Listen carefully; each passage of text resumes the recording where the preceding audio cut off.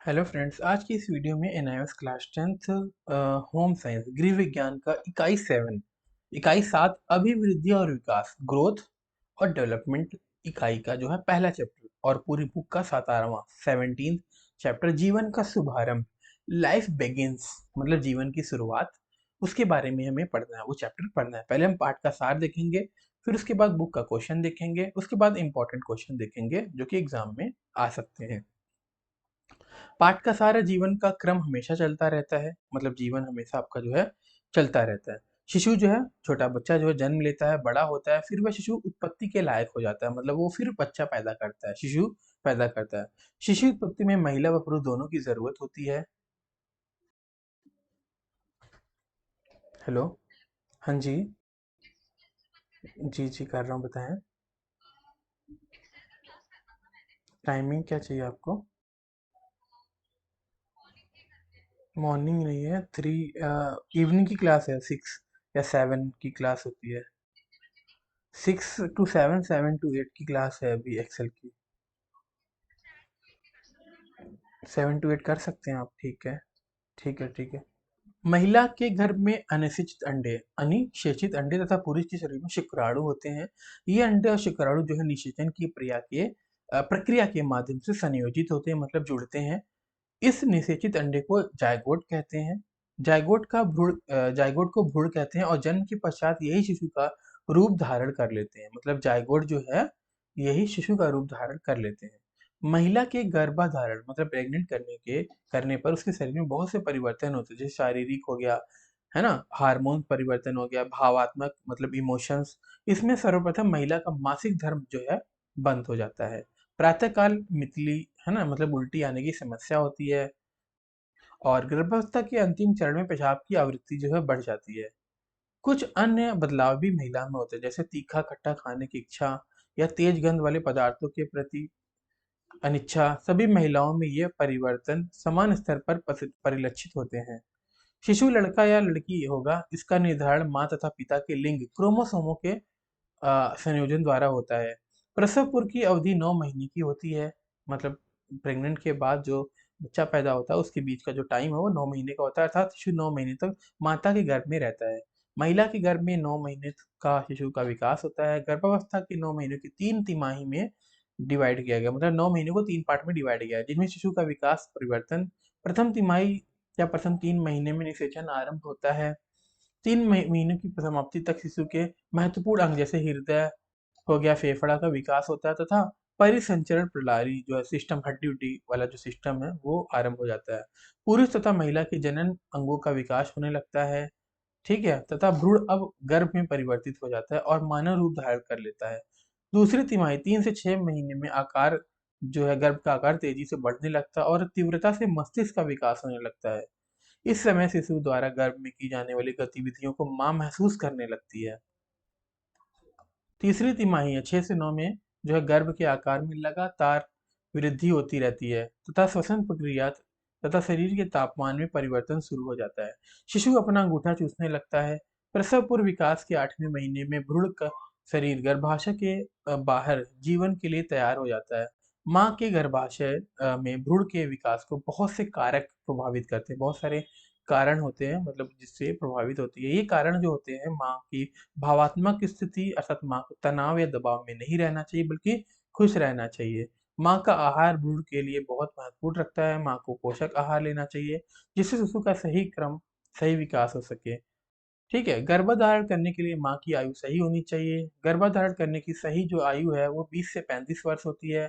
20 वर्ष के बाद पहले जनन प्रणाली पूर्णतः विकसित नहीं होती। एक गर्भवती महिला को अनावश्यक दवाइयाँ नहीं खानी चाहिए। अधिक दवाएं शिशु को नुकसान पहुंचा सकती है, अतः चिकित्सा की सलाह से ही दवाइयाँ लेनी चाहिए, मतलब डॉक्टर की सलाह से। माँ को गर्भावस्था के दौरान संक्रामक रोगों से बचकर रहना चाहिए।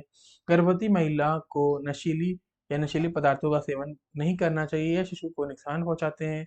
एक गर्भवती महिला को विशेष देखरेख की जरूरत होती है। सभी गर्भवती महिलाओं के लिए जरूरी है कि वह रूढ़िवादी विचारधारा में ना पड़कर नियमित रूप से डॉक्टर के पास जांच के लिए जाएं। रूढ़िवादी का मतलब जो पहले से चलन आ गया कि इनके पास, है ना, डॉक्टर से पहले ये आई ताई जो होते हैं ना गांव में, वो सब सिस्टम में नहीं पड़ना चाहिए। गर्भवती महिला को जो पास के जो है सर्व जो आपका स्वास्थ्य केंद्र होता है वहां पर जाना चाहिए, पंजीकृत करा लेना चाहिए, नियमित रूप से डॉक्टर से कांटेक्ट में रहना चाहिए। दूसरा, जो गर्भावस्था में पोषण का विशेष ध्यान रखना चाहिए। गर्भवती महिला को संतुलित आहार लेना चाहिए, मसालेदार तले हुए भोजन से बचना चाहिए। गर्भावस्था के दौरान महिला का जो वजन है 8 से 11 किलो बढ़ जाना चाहिए। इससे एक शिशु को विकास का पता चलता है। महिला जो है, गर्भवती महिला के पहनावे में भी थोड़ा परिवर्तित आता था। ऐसी स्थिति में ढीला कुर्ता व सलवार पहनने में आरामदायक होता है तथा दिखने में भी सुंदर लगता है। गर्भवती महिला को स्वयं को नियमित कार्य में लगाए रखना चाहिए, मतलब लगातार काम करते रहना चाहिए, किंतु सतर्क रहना चाहिए क्योंकि भारी भरकम सामान जो है नहीं उठाना चाहिए, ना ही चोट वोट लगे। सक्रिय बने रहने से प्रसव में समय जो है आसानी रहता है, मतलब आराम से डिलीवरी हो जाती है। परिवार के सदस्यों को इस बात का ध्यान रखना चाहिए कि गर्भवती महिला पर्याप्त विश्राम करे तथा तनाव मुक्त रहे।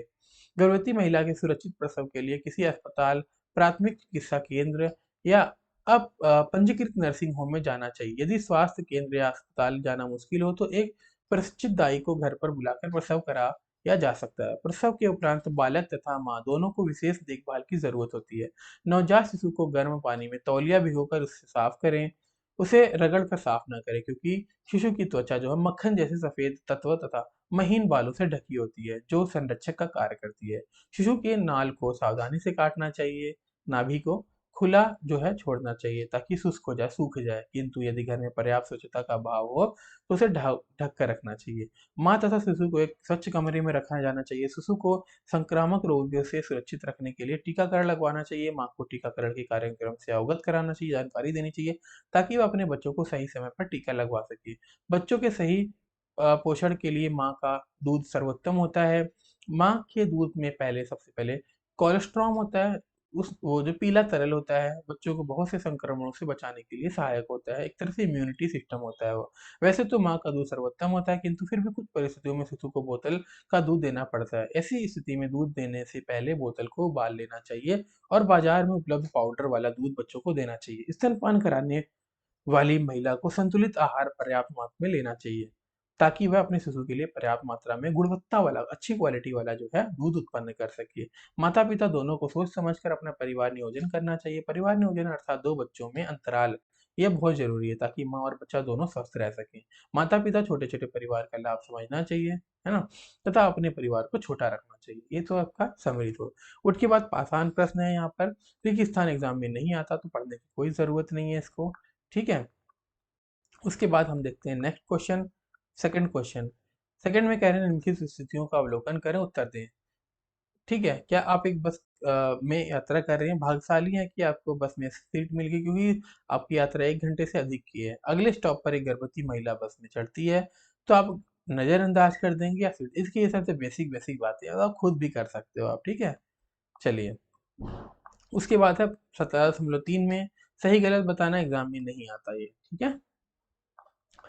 चौथे वाले में है शादी की 3 वर्षों की अवधि में रेणु ने 3 बच्चों को जन्म दिया, मतलब 3 साल में 3 बच्चे, जबकि आशा ने अपनी शादी के 3 वर्षों के पश्चात भी एक ही बच्चे को जन्म दिया है। उपयुक्त कारण बताते हुए स्पष्ट कीजिए कि रेणु या आशा में से कौन सी निर्णय सही लेती है।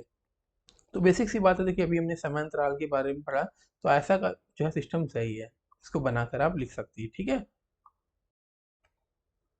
शिशु एक 15 वर्षीय जो है अविवाहित लड़की है जो गर्भवती है। आप उसके परिवार के सदस्यों और मित्रों को इस स्थिति से निपटने के लिए क्या सलाह देंगे? तो गलत कदम उठाया है, ठीक है, समझदारी से या प्यार से काम लेना चाहिए, गुस्से से नहीं होना चाहिए। ठीक है। और इसके बाद आपको जो है क्या लिखा है यहाँ पर, उन्हें एक अच्छी महिला चिकित्सक की सलाह लेनी तथा गर्भपात करा देना चाहिए, ऐसा लिखा हुआ है यहाँ पर। क्योंकि इस उम्र में ऋतु को पढ़ना चाहिए ताकि वो अपने पैरों पर खड़ी हो सके। तभी एक शिशु की जिम्मेदारी लेने की व्यवस्था नहीं है, मतलब एक जिम्मेदारी नहीं ले सकते, इसलिए ऐसा लिखा है यहाँ पर। ठीक है। चलिए आगे देखते हैं हम। गतिविधि अब आ गया आपका यहाँ पर 17 में। गतिविधि एग्जाम में नहीं आता, ठीक है, आप खुद कर लीजिए गतिविधि।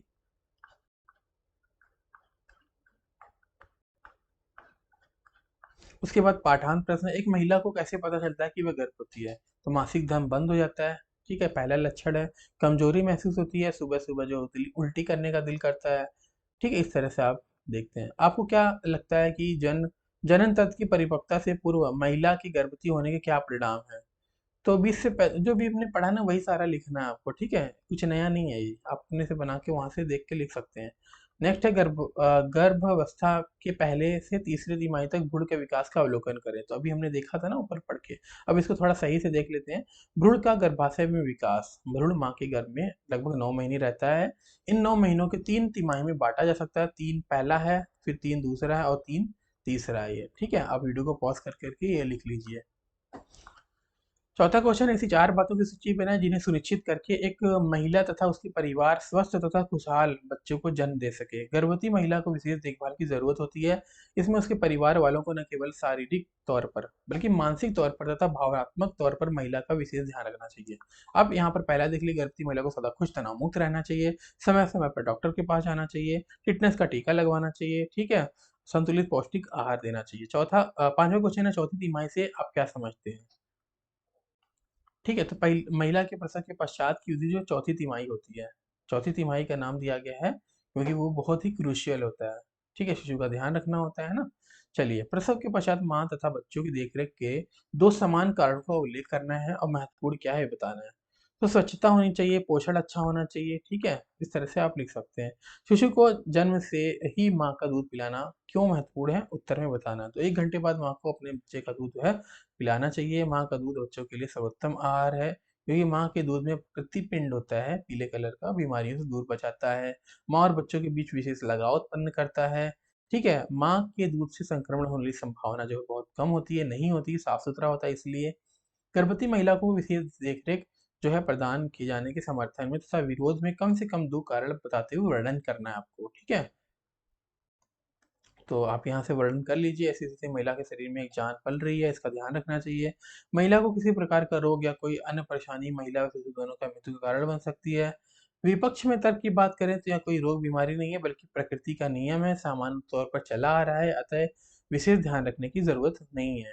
ठीक है, सदियों से यह क्रम निरंतर चला आ रहा है और पहले के समय में जब चिकित्सक इसे विकसित नहीं थे तब भी स्त्रियां जो है बच्चे पैदा करती थी। एक दंपति, दंपति का मतलब हस्बैंड वाइफ को अपने परिवार का नियोजन करना चाहिए, कारण देना है। तो कारण के लिए हमने बहुत सारी बातें अभी सीख ली हैं। आयशा वाला भी एग्जांपल देखा था, है ना, रेणु वाला। तो इस तरह से आप यहाँ से देख सकते हैं, ठीक है? अन्य महत्वपूर्ण क्वेश्चन है जो कि एग्जाम के पॉइंट ऑफ व्यू से इंपॉर्टेंट है, स्त्री कब गर्भवती होती है? तो हमने पढ़ा था, स्त्री के अंडे और पुरुष के शुक्राणु का निषेचन होना तब स्त्री जो है गर्भवती होती है। स्त्री को गर्भावस्था में आरंभिक दिनों में अधिक आराम तथा सावधानी की आवश्यकता क्यों होती है? ठीक है, क्योंकि भ्रूण का विकास हो रहा होता है। स्त्री की गर्भाधारण की अवधि को कितने श्रेणियों में बांटा जा सकता है? 3 पार्ट में हमने देखा था ना। चलिए, गर्भावस्था के दौरान स्त्री को संतुलित आहार क्यों लेना चाहिए? बिल्कुल, क्योंकि बच्चों का भी देखना है, क्योंकि माँ से बच्चे का रिलेशन होता है। अगर माँ स्वस्थ तो बच्चा स्वस्थ होगा, इस तरह बना के लिख लीजिए आप। और हमने इससे पहले भी पढ़ा भी था। पांचवा क्वेश्चन है, भ्रूण के विकास के दौरान महिलाओं को शांत क्यों रहना चाहिए? क्योंकि महिलाएं जो है विचलित होती हैं, बच्चा भी उत्तेजक स्वभाव का पैदा होगा। नवजात शिशु के लिए सर्वोपयुक्त आहार माँ का दूध क्यों है? प्रोटीन युक्त होता है, संपूर्ण पोषण, बीमारियों से लड़ने की क्षमता प्रदान करता है। सातवां, बच्चों के जन्म से पूर्व गर्भवती स्त्री को किस प्रकार देखभाल की आवश्यकता होती है? ठीक है, तो पहले 8 महीने में 1 महीने की कम से कम एक बार, प्रथम 3 माह में प्रत्येक 1 सप्ताह में जो है डॉक्टर को, मतलब डॉक्टर के पास लेकर जाना चाहिए। और इन इस प्रकार से इसे पोषण सही होना चाहिए, ठीक है? वजन चेक करते रहना चाहिए, हमने पहले भी पढ़ लिया था ये। आगे देख लेते हैं हम। ठीक है, यदि इसका वजन बढ़ना बंद हो जाता तो मतलब ये बुरा लक्षण है, क्योंकि वजन अगर बढ़ेगा तो उसी हिसाब से बेटे का भी, मतलब बच्चे का भी पेट में जो पल रहा है उसका भी वजन बढ़ेगा। औषधियाँ सही टाइम पर लेनी चाहिए, कोई ऐसी गलत औषधि नहीं लेनी चाहिए। अगर गलत औषधि लेंगे या ज़्यादा औषधि खाएंगे तो बच्चे पर भी इफेक्ट करेगा। कपड़े के बारे में हमने पढ़ लिया था। भ्रूण के विकास को प्रभावित करने वाले कारणों का उल्लेख कीजिए। माता का जो है भावनाएं जो है भ्रूण को प्रभाव करती हैं। माँ के जो आहार है जो है बच्चों के स्वास्थ्य पर प्रभाव डालता है। प्रजनन के लिए 20 से 35 वर्ष की अवस्था जो है सर्वोत्तम होती है। दवाइयाँ गर्भनाल, जिसको प्लेसेंटा कहते हैं, के द्वारा निकल जाती हैं और बच्चों पर प्रभाव डालती हैं, तो ये सब नहीं लेना चाहिए, ठीक है? रोग के कीटाणु भी बच्चों को हानि पहुंचा सकते हैं। 9th क्वेश्चन है, नवजात बच्चे को किस प्रकार की देखभाल की आवश्यकता होती है? तो आप देख लीजिए जब बच्चा पैदा होता है तो आप देखेंगे 17 से 18 इंच लंबा होता है और वजन में 2 किलोग्राम के आसपास का होता है। ठीक है, मतलब एग्जैक्टली नहीं होता, वो तो डिपेंड करता है माँ बाप के जेनेटिक्स पे भी डिपेंड करता है, ये खाना पीना पे भी डिपेंड करता है। बच्चों की त्वचा जो अक्सर सिकुड़ी सी होती है, पनीर जैसा होता है ना, इस तरह से यहाँ पर आप देख सकते हैं। काफ़ी देर तक सोता रहता है, लगभग 16 घंटे तक, इसके बाद खुराक की ज़रूरत पड़ती है। ठीक है, तो आप मतलब माँ को सबसे पहले दूध पिलाना चाहिए। कटे हुए नाल की देखभाल रखनी चाहिए, नवजात शिशु की साफ सफाई करनी चाहिए, नवजात शिशु को स्नान कराना चाहिए और बच्चों को दूध पिलाना चाहिए। ये है, ठीक है, फिर मिलते हैं नेक्स्ट